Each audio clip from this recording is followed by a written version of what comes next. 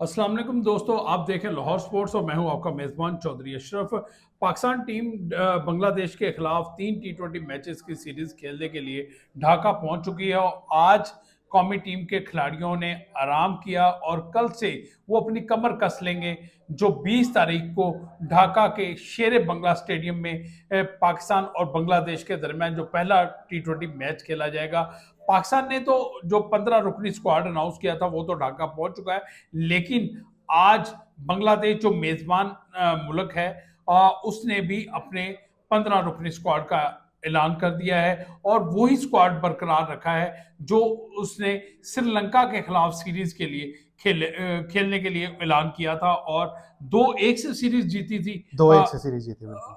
श्रीलंका के खिलाफ। तो मेरे साथ मौजूद हैं स्पोर्ट्स जर्नलिस्ट आकिब कुरैशी, खेलों पर गहरी निगाह रखते हैं और खासतौर पर क्रिकेट पर आपको बताएंगे क्या क्या तब्दीलियां आई हैं और बांग्लादेश और पाकिस्तान के दरमियान जो खेले जाने वाली सीरीज है इसमें क्या कुछ आपको नया मिलेगा। जी आकिब बताइए, एक तो बांग्लादेश ने अपने 15 रुकनी स्क्वाड का ऐलान किया और कोई तब्दीली नहीं की और दूसरी जानब पाकिस्तान टीम वहां पर पहुंची है।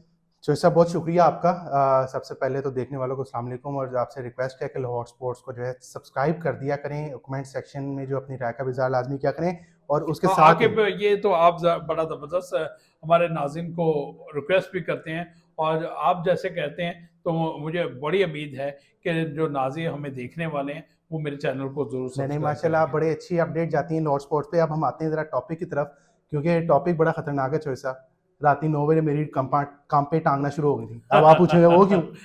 अब भाई से बांग्लादेश ने सरजी श्रीलंका को हरा दिया उनके घर में हाँ और श्रीलंका की फुल यानी कि फुल प्रॉपर टीम थी। ये नहीं कि ABC टीम हाँ, नहीं थी, नहीं प्रॉपर टीम थी। वाकई अब बात वही आ गई, इधर से हमने जो आपने अभी बात की 15 रुकनी स्क्वाड पाकिस्तान ने ऐलान किया था, उस पर काफी तहफुजात हैं, काफी सवालिया निशान है, हर प्लेयर पे डिबेट हो सकती है। हर प्लेयर ठीक पे है, हो सकती है क्योंकि आपने सीनियर में बाबर आजम को नहीं रखा, रिजवान को नहीं रखा, शाहीन अफरीदी को नहीं रखा हसन को बाहर और कर दिया जो आपने होम हसन में, अली जिसने होम सीरीज जितवाने में हारिस अहम इंजर्ड किरदार हो अदा गया, किया था। नसीम शाह बाहर चलो है। वो हारिस तो इंजर्ड हो गया, नसीम क्या की फिटनेस का इशू हाँ, था, इसी तरह मोहम्मद वसीम जूनियर उनकी भी फिटनेस का इशू था, लेकिन जो फिट खिलाड़ी थे वो तो होने चाहिए था। बिल्कुल होने चाहिए थे। और दूसरा, अब ये जो बांग्लादेश जिस स्पिरिट से आ रही है ना, मैं आपको बताऊं, ये पाकिस्तान को एक होता है टफ टाइम देना।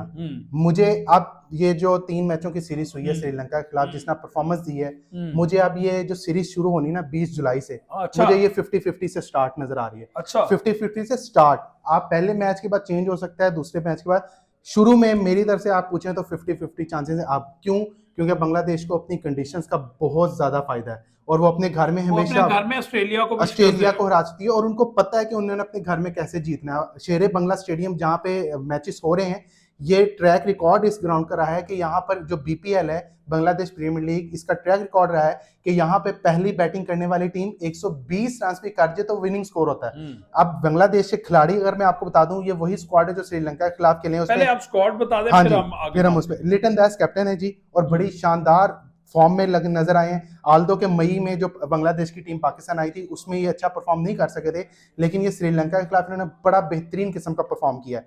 उसके बाद तंजीम हसन तमीम है, ओपनर है, बड़े शानदार यंग एलिमेंट है। उसका परवेज हुसैन इमोन है, ओपनिंग बैट्समैन है। नुवान और मैच का पासा इन्होंने जिस तरह दूसरे T20 मैच में ओपनिंग की थी, बड़ी शानदार थी जो श्रीलंका के खिलाफ था।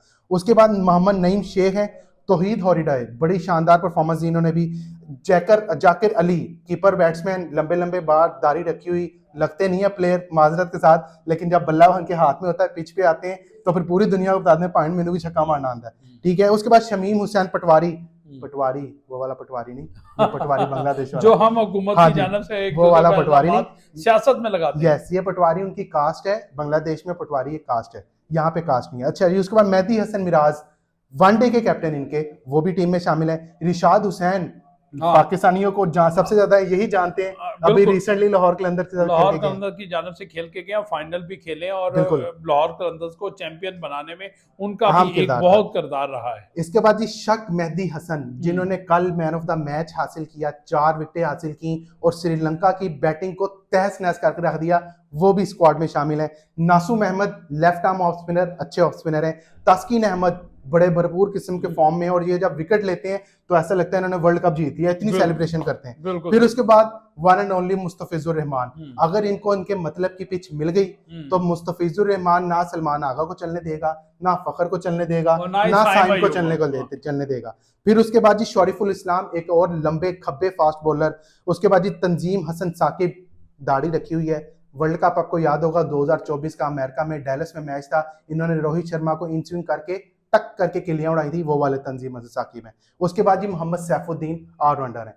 तो ये स्क्वाड है चोई साहब, मेनू तो बढ़िया ना, मेनू बड़ी गंदियां फीलिंग आ रही हैं। जो आपको फीलिंग्स आ रही, जो वाइब्स आपको आ रही हैं, वो हर पाकिस्तानी को आज का स्क्वाड जो अनाउंस हुआ और जो रात श्रीलंका के खिलाफ बांग्लादेश ने सीरीज जीती, मैच जीता, उसके बाद तो फिर अब मेरा ख्याल है कि हमारी सिलेक्शन कमेटी भी सोच में बैठ गई होगी और टीम मैनेजमेंट ने भी अब सर जोड़ लिए होंगे। क्योंकि जो पाकिस्तान टीम के नए हेड कोच हैं माइक हैसन, वो क्योंकि होम सीरीज में बांग्लादेश को, वो पाकिस्तान टीम को कामयाब करा चुके हैं। अब देखना यह है कि बांग्लादेश के ये जो फुल फॉर्म में खिलाड़ी हैं और उनको शिकस्त देने में वो क्या हिकमत अमली बनाते हैं और अपने प्लेयर्स को क्या देते हैं। क्योंकि जब भी हम प्रेस कॉन्फ्रेंस होती है मैच के बाद, तो अक्सर हम खिलाड़ियों के मुंह से यही सुनते हैं, हमें जब जीते हैं तो हमें रोल दिया गया था, जब हारते हैं फिर वो रोल के बारे में नहीं बताते। फिर वो कहते हैं प्लान था, इंप्लीमेंट नहीं कर सके। एक बड़ा मशहूर ज़माना कॉल है बाबर आजम का।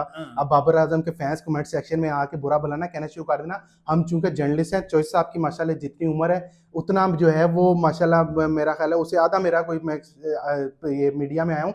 लेकिन चॉइस साहब जब भी बाबर आजम की प्रेस कॉन्फ्रेंस होती है, बाबर आजम ने एक ही बात कहनी होती है, प्लान बनाया था एग्जीक्यूट नहीं कर सके। और ये अब बाबर आजम वाली बात, ये भी साथ कहते हैं कि हम इससे लर्न करेंगे और फिर आगे चलेंगे। अब भाई वो जो लर्न वाला है ना, LEARN, ये वो वाला लर्न है। अब वो कितना लर्न करते हैं?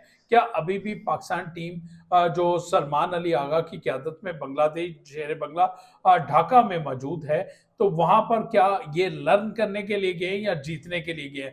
क्योंकि इस सीरीज के फौरी बाद आपने वेस्ट इंडीज के खिलाफ भी सीरीज खेलनी है, और वेस्ट इंडीज ने और पाकिस्तान के खिलाफ सीरीज से पहले उसने ऑस्ट्रेलिया के खिलाफ 5 T20 मैचेस की सीरीज खेलनी है।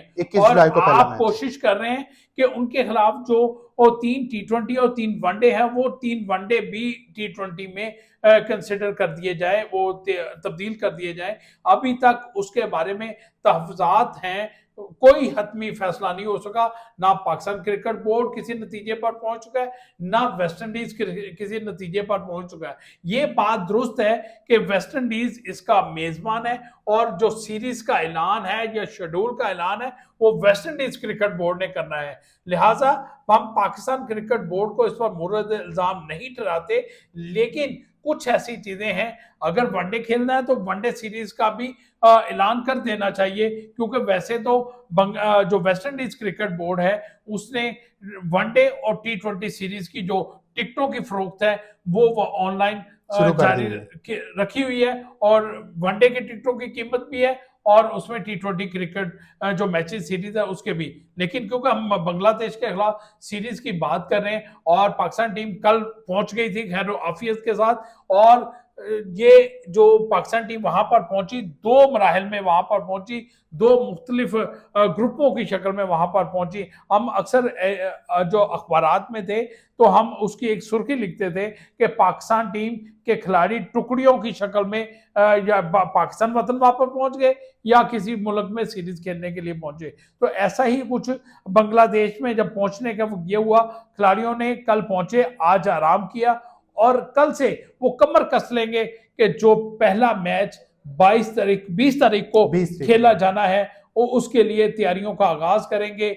लेकिन खतरे की घंटी बज चुकी है। जो बांग्लादेश टीम ने स्क्वाड का ऐलान किया है उससे तो दिखाई देता है कि पाकिस्तान टीम के पास क्योंकि ना बॉलिंग अटैक है और कोई ऐसा बॉलिंग अटैक मौजूद नहीं है पाकिस्तान जो हम कह सके कि ये बांग्लादेश टीम को मुश्किलात से दो चार कर सकता है। आपके शादाब खान भी सेंचुरी की वजह से टीम का हिस्सा नहीं है, सीनियर थे और सीनियरिटी की वजह से उनको टीम का नायब कप्तान भी बनाया जाता रहा है, लेकिन क्यों अब वो नहीं है तो किसी दूसरे को नायब कप्तान भी नहीं बनाया। तो साहब, ये खतरे की घंटी जो आपने बांग्लादेश से भिजवाई है ना, ये कुदरत भी खतरे की घंटी बजा सकता है, क्योंकि कल ढाका में अच्छी खासी बारिश हुई है, अच्छी खासी, जिसको कहता है ना, इस तरह लाहौर में बारिश परसों हुई थी, इस तरह ढाका में कल बारिश हुई है। और जो फोरकास्ट है ढाका का, शेर बंगला स्टेडियम का, वहां पे क्या ये हम बताया जा रहा है, जो स्क्वाड है बांग्लादेश का, क्या हम मुआवजे की तवक्को करें कि अगर वो पाकिस्तान को शिकस्त ना दे और कोई मुआवजा हो जाए और बारिश हो जाए? देखें चोई साहब, बात ये है कि अब हमने स्क्वाड जो अनाउंस हो गया, अब ऑब्वियसली अगर आप बात करें तो हमने बैक तो इसी स्क्वाड को करना है, अब चेंज तो हो नहीं सकता। जो सिलेक्शन कमेटी ने बनाया स्क्वाड, और उनके पास क्या स्टैट्स थे, क्या उनके दिमाग में लॉजिक थी, किस प्लेयर को रखा, क्यों रखा, हो गया। अब ये प्लेयर्स हमारे प्लेयर्स हैं, इनको सपोर्ट करना है, लेकिन अब ग्राउंड रियलिटी अगर बात करें, जिस तरह अभी हमने बात की कि बड़ा मुश्किल टूर हो सकता है, लेकिन यही मुश्किल टूर आपको हीरो भी बनवा सकता है, जिसमें सलमान मिर्जा ले लें, अहमद दानियाल ले लें, सुफियान मुकीम ले लें, जो नए लड़के हैं, ये उनके पास एक प्लेटफॉर्म है बड़ा शानदार किस्म का। इस तरह के मुश्किल सिचुएशन में आप जब परफॉर्म करते हैं तो आपका प्लेयर बन के निकलता है। मैं फिर थोड़ा सा हमसाए मुल्क की तरफ जाना चाहूंगा, इंडिया की तरफ। चरियाज सैयद कैसे बना, हार्दिक पांड्या कैसे बना? वीजा है, हम साहिब मुल्क में आप बड़ी जल्दी चले जाते हैं, आपके पास वीजा है? हमें तो 2023 में वर्ल्ड कप खेला गया, हमें इनविटेशन भी आ गया, सारा कुछ आ गया, लेकिन वीजा नहीं दिया। लेकिन दिल में वीजा है, आप फौरी तौर पर साहब दिल में वीजा है, दिल में वीजा है। उधर चले जाएं आप, अगर उधर क्रिकेट देखें, खेलों के मैदानों में सरहद नहीं होती, सरहद कोई नहीं होती।